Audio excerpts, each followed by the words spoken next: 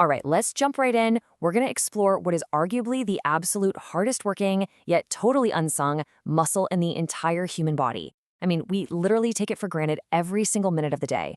But without it, well, our bodies would just fundamentally shut down. Okay, let's dive into this. Consider this little anatomical riddle. What separates your heart from your stomach, but manages to keep both of them alive? It's sitting right there in the middle of you, constantly moving, constantly working. To figure that out, here is our roadmap for today's explainer. First, the great torso divide. Second, major and minor openings. Third, the diaphragm in action. Fourth, development and nerve supply. And finally, number 5, when the diaphragm fails. Okay, section 1. The great torso divide, anatomy of the diaphragm. Medically speaking, it's called the thoracoabdominal diaphragm. As our source material points out, it's a large, dome-shaped, flat muscle. But what's really unique here is its central fibrous tendon. It essentially acts as the floor of your thoracic cavity, your chest, and the roof of your abdominal cavity. And yeah, most famously, it is your principal muscle of respiration. When we say principal, we mean it. You literally couldn't take a proper breath without this thing. Structurally, the muscle projects upwards, kind of like a dome or a cupola, right up into the chest cavity. And because of this high upward curve, your upper abdominal organs, think the liver on the right, stomach on the left, they actually sit safely tucked up inside the protective cage of your lower ribs. And right there in the middle is that lighter, depressed area. That's the central tendon, perfectly positioned right near the heart. Moving on to section 2, major and minor openings, border control. So, here's the mechanical problem. If this is a solid border wall, how do vital structures get from your throat down to your stomach? Well, it needs border control. There are 3 major VIP gates here. And med students actually love this because it perfectly follows the rule of evens. At vertebral level T8, you have the vena cava opening for the inferior vena cava. At T10, the esophageal opening, and at T12, the aortic opening. 8, 10, 12. Super easy to remember, right?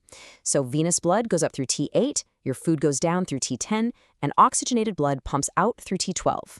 But here's the really cool part. These aren't just static holes in a wall. They're incredibly dynamic.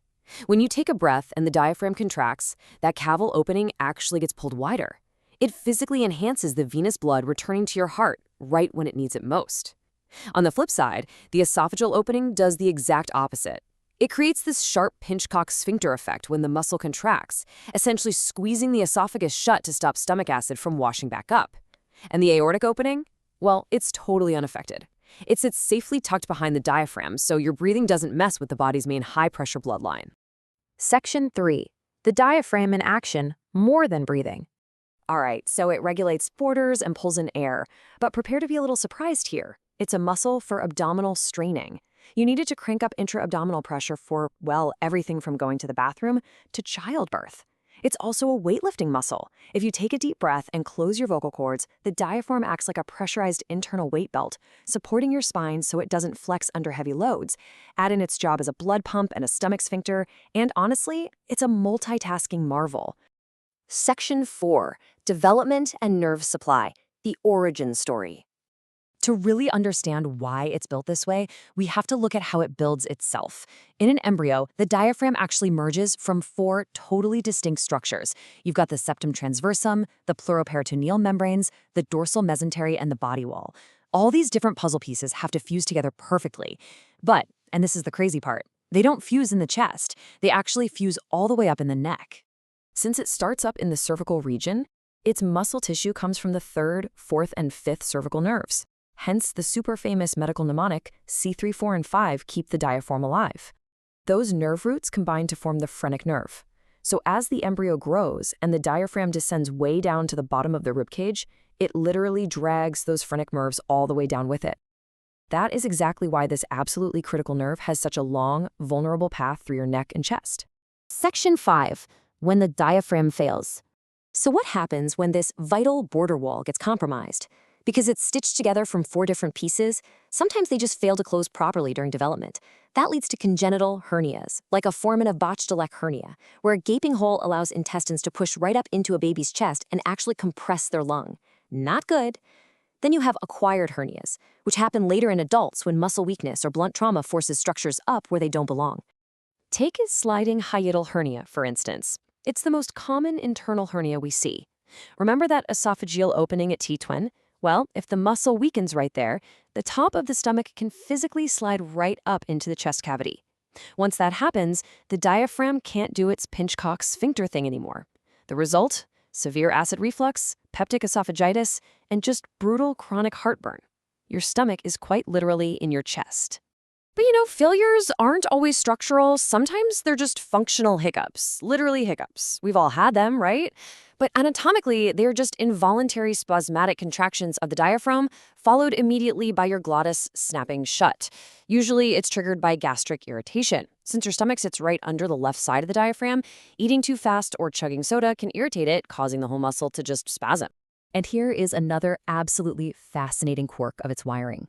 If you have a nasty infection in your abdomen, like peritonitis, it can irritate the underside of your diaphragm.